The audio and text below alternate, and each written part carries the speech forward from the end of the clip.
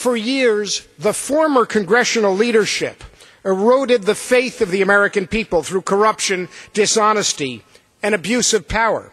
I came into office pledging to restore the people's trust, and as stewards of the public trust, we must hold Congress to the highest standard and end the abuses of the past.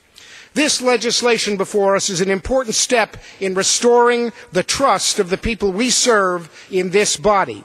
It puts ethics violations in the hands of an independent, nonpartisan board, and that is the right way to give the American people the confidence that any corruption will be investigated fairly and thoroughly.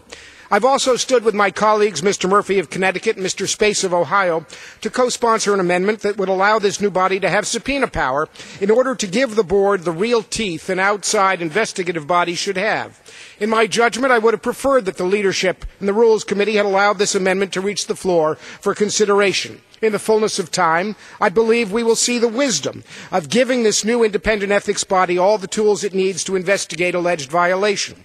However, even without this added power, I will support this bill, because the perfect must not be the enemy of the good. Let there be no mistake, Mr. Speaker. This bill has had bipartisan input, and the bill was even pulled from the floor to make sure that on a bipartisan basis, suggestions for improvement were heard, reviewed, and incorporated.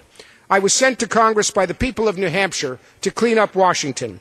This legislation may not go all the way, but it goes a long way towards helping restore trust in the People's House. Thank you, Mr. Speaker. I yield back.